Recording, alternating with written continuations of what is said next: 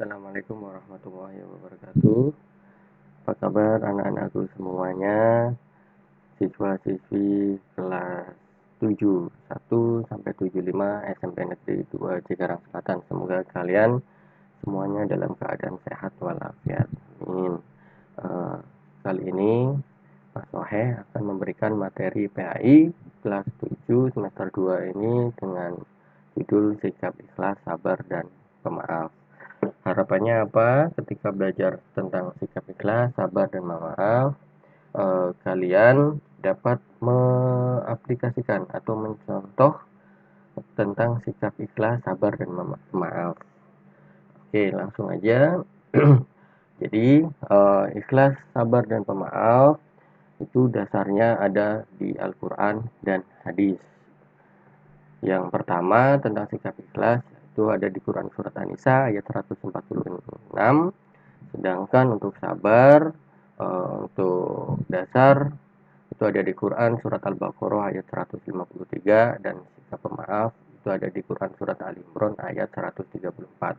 Hadisnya juga ada. Mengapa kita melakukan diperintahkan untuk ikhlas, sabar, dan pemaaf? Karena itu adalah perintah dari Al-Quran dan hadis. Kita sebagai umat muslim, pegangan kita, rujukan kita, pedoman kita ada Al-Quran dan hadis. Dari mempelajari itu, kita harapannya bisa memahami kandungan ayat yang sesuai dengan perilaku dengan Al-Quran. Oke, langsung aja tentang landasan hukumnya keikhlasan ada di Quran surat An-Nisa ayat 146. Bunyinya begini. Bismillahirrahmanirrahim. Illalladzina tabu wa aslahu wa'tasamu billahi wa akhlasu dinahum lillahi faulaika ma'al mu'minin wa sawfa yu'tillahul mu'minina ajra 'azima. Artinya, kecuali orang-orang yang bertobat dan memperbaiki diri dan berpegang teguh pada agama Allah dengan tulus ikhlas atau menjalankan agama mereka karena Allah, maka mereka itu bersama orang-orang yang beriman. Dan kelak Allah akan memberikan pahala yang besar kepada orang-orang yang beriman. Nah, ternyata di Al-Quran kita ada perintah tentang keikhlasan. Ikhlas ketika beriman, ikhlas karena untuk menjalankan perintah Allah.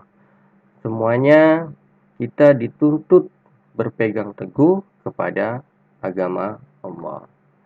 Nah, ini untuk landasan sabar dan pemaaf ada di Quran surat Al-Baqarah ayat 153 dan Quran surat Ali Imran ayat 134. Yang Al-Baqarah dulu. Bismillahirrahmanirrahim. Ya ayyuhalladzina amanu ista'inu bis-sabri was-salah. Innallaha ma'as-sabirin. Wahai orang-orang yang beriman, mohonlah pertolongan kepada Allah dengan sabar dan salat. Sungguh Allah berserta orang-orang yang sabar. Jadi ketika kita membutuhkan sesuatu, membutuhkan bantuan dari Allah, Allah perintahkan kita itu dengan sabar dulu. Sabar. Nah, setelah itu kita laksanakan sholatnya. Sholat dengan tepat waktu. Sungguh Allah berserta orang-orang yang sabar. Ini perintahnya, kita ini dituntut untuk bersabar. Sedangkan untuk pemaaf landasannya ada di Al-Imran ayat 134. Bismillahirrahmanirrahim. Alladzina yunfiquna fis-sarra'i wad-dharra'i wal kadhimina al-ghaidha wal 'afina 'anil nas. Wallahu yuhibbul muhsinin. Yaitu orang-orang yang berinfak baik di waktu lapang maupun sempit, dan orang-orang yang menahan amarahnya dan memaafkan kesalahan orang lain, dan Allah mencintai orang-orang yang berbuat kebaikan. Ini landasan kita disuruh untuk menjadi seorang hamba yang pemaaf, memaafkan kesalahan orang lain. Ya, bagaimana Rasulullah SAW mencontohkan ketika awal-awal di masa dakwah diperlakukan kurang baik, dilempari kotoran, dihina, dicaci, dimaki. Rasulullah menghadapinya dengan memaafkan. Ya. Nah, ini ada satu gambar tentang ikhlas seorang anak kecil memberikan bantuan kepada duafa. Ikhlas sejatinya itu harus dituntut, dibelajari dari kecil, agar ketika sudah dewasa kita sudah mulai terbiasa.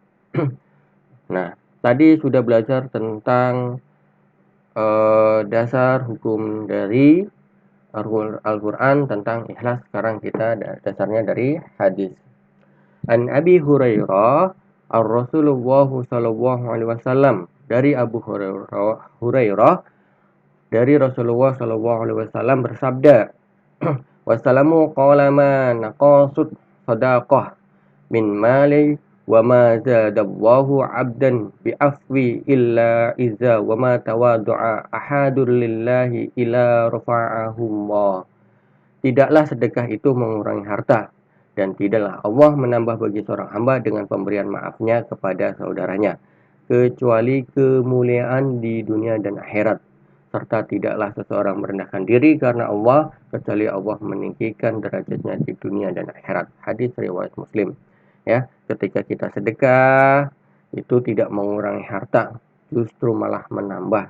Kalau rumus matematika, ya, 2 dikurangi 1 itu sama dengan 1, tetapi kalau dalam rumus tentang sedekah, Allah menambahkan 2 dikurangi 1 jadinya adalah 11. Ya, karena yang 10 dilipat gandakan langsung oleh Allah Subhanahu wa taala. Sekarang hadis tentang sabar.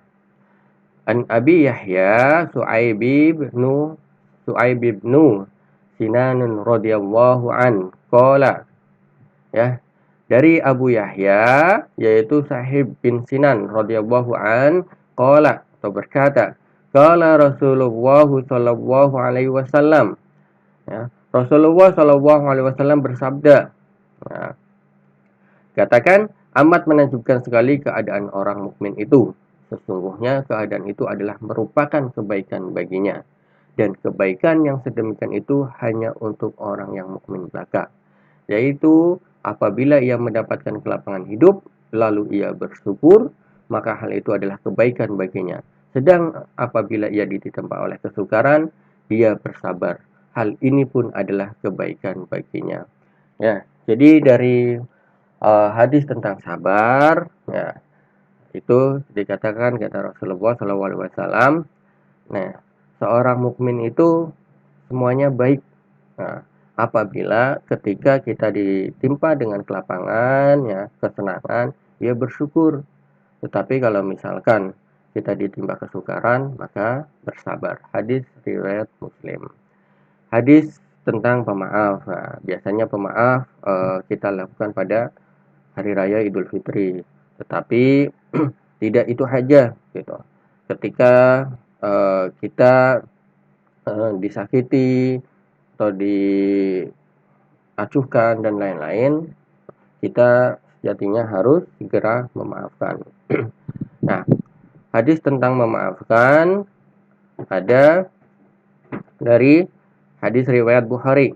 An Ali radhiyallahu an qala, Ali radhiyallahu an berkata, ya, Rasulullah sallallahu alaihi wasallam bersabda, maukah kalian aku tunjukkan akhlak yang paling mulia di dunia dan di akhirat? Memberi maaf orang yang menzalimimu, menyambung silaturahim orang yang memutuskanmu, dan memberi orang yang menghalangimu. Ya, tunjukkan akhlak yang paling mulia. Akhlak yang paling mulia ada pada Rasulullah sallallahu alaihi wasallam sebagai suri tauladan yang baik. Ya, ini dikatakan orang yang paling mulia nanti di akhirat dan di dunia itu resepnya ada 3. Memberi maaf kepada orang yang menzalimi, menyambung silaturahim, dan memberi orang yang menghalimi. Hadis riwayat Baihaqi.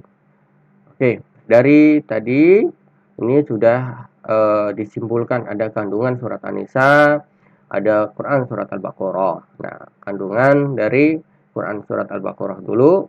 Yang pertama, Allah memerintahkan orang-orang yang beriman untuk menjadikan salat dan sabar sebagai penolong dalam menghadapi cobaan hidup. 2. Dalam menghadapi cobaan dan kesulitan hidup, orang-orang yang beriman hendaknya menyertakan Allah dalam mengatasinya. 3. Allah mencintai orang yang sabar dan mau menjadikan kesabaran sebagai salah satu sikap yang diperlukan dalam menghadapi cobaan, kesedihan, dan kesulitan hidup. 4. Allah memberikan gambaran bahwa kesabaran akan membawa kebaikan dan kebahagiaan hidup, sehingga tidak ada alasan bagi orang-orang yang beriman untuk larut atau sedih dalam cobaan atau ujian hidup. Ya, jadi sabar atau ujian itu pasti akan berlalu. Kita diperintahkan untuk bersabar, tidak boleh larut dalam sedih, dalam cobaan atau ujian. Sedangkan kandungan surat An-Nisa ayat 146, yang pertama, Allah akan memberikan pahala yang besar dan menempatkan orang-orang munafik, ya, yang bertobat dan memperbaiki diri sebagaimana tempat orang-orang mukmin di surga. Yang kedua, amal perbuatan manusia harus dilakukan ikhlas karena Allah, tanpa adanya rasa pamrih dan ria atau pamer. Karena keikhlasan nilai amal perbuatan manusia diterima oleh Allah dan diberi balasan berupa pahala yang besar. Ya. Ini tuh perintah kita melakukan sesuatu itu tanpa berharap pujian, tanpa berharap pamrih, ya, tanpa berharap kita ingin dikatakan sebagai orang yang baik. Nah, semua perbuatan kita harusnya semata-mata karena Allah Subhanahu wa Ta'ala. Oke, kandungan Quran surat Ali Imran dan hadis tentang ikhlas. Kandungan Quran surat Ali Imran yaitu orang yang mengaku bertakwa harus membuktikan diri dengan membiasakan menafkahkan hartanya di jalan Allah, baik dikala kita memiliki kelebihan harta maupun ketika memiliki kelebihan harta, maksudnya kekurangan harta ataupun kelebihan harta. Yang kedua, Allah menyanjung orang-orang yang mampu menahan amarah dan bersedia memaafkan kesalahan orang lain. 3. Allah memerintahkan orang-orang yang bertakwa untuk berbuat kebaikan orang yang pernah berbuat salah atau menyakitinya. Kandungan hadis tentang ikhlas. Yang pertama, orang yang Islam yang ikhlas dalam berbuat termasuk menafkahkan harta kepada keluarganya, maka amal perbuatannya tersebut dinilai sebagai sedekah. Yang kedua, orang yang berjihad, beribadah, dan berhijrah melakukan perbaikan dari diri demi kebaikan dengan mengharapkan sanjungan, upah, atau niatnya bukan karena Allah, maka orang tersebut tidak mendapatkan apa-apa di sisi Allah Subhanahu wa Ta'ala. Nah, ini kandungan tentang hadis sabar. Ya, pertama, kesabaran seorang akan semakin meningkat apabila ia berusaha meningkatkan kesabaran dengan perilaku sabar dalam menghadapi permasalahan hidup. Nah, termasuk ketika bersedekah kepada orang-orang yang minta sedekah. Kedua, seseorang yang ditimpa musibah harus sabar dan ikhlas dalam menjalaninya dengan mengharap pertolongan dari ridha Allah. 3. Orang-orang mukmin harus hidup berbaur atau berinteraksi dengan masyarakat sekitar atau orang di daerah lain. Nah, ini kandungan tentang hadis pemaaf. Seseorang tidak emosional dalam menyikapi perilaku orang-orang di sekitarnya. Meskipun ia dihina atau disakiti, biasanya ia tidak membalas dengan balasan yang serupa atau bahkan yang lebih kejam. Namun, ia akan melapangkan hati untuk senantiasa memberi maaf. Yang kedua, Allah akan memuliakan orang-orang yang mempunyai sifat pemaaf. Dengan mempunyai sifat pemaaf ini, maka Allah akan mengangkat derajat mereka dalam kehidupan sehari-hari. Contoh perilaku ikhlas yang dilakukan untuk menghindari riya. Ya, ada 1, 2, 3, 4, 5, 6. Ya, ikhlas itu menurut bahasa artinya tulus hati, membersihkan hati, dan memurnikan niat. Nah, ini ada tingkatan manusia yang berkaitan dengan pemaaf. Satu, orang yang mampu menahan amarahnya, orang yang memaafkan, orang tetap berbuat baik kepada orang yang pernah melakukan kesalahan atau menyakiti dirinya. Dalam ajaran Islam, penerapan sabar dikelompokkan menjadi 4 macam. Satu, sabar menjaga diri, perbuatan yang dilarang oleh Allah. Yang kedua, sabar di dalam menahan kesusahan hidup, musibah, cobaan, dan penderitaan.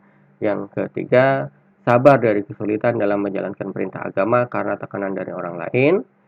Yang keempat, sabar menghadapi hambatan, ujian, dan rintangan dalam mencapai keinginan dan cita-cita. Nah, kalian termasuk sabar yang keempat nih, menghadapi hambatan, ujian, dan rintangan dalam mencapai keinginan dan cita-cita. Belajar di rumah, sabar dalam menghadapinya ketika ada virus corona, maka kita termasuk di dalamnya dalam perintah sabar. Oke, selesai itu materinya. Mudah-mudahan nanti di pertemuan berikutnya materinya bisa lebih lengkap lagi. Oke, untuk tugas kali ini bikin rangkuman materi yang baru disampaikan di kertas lembar folio atau di buku tulis. Itu saja, terima kasih.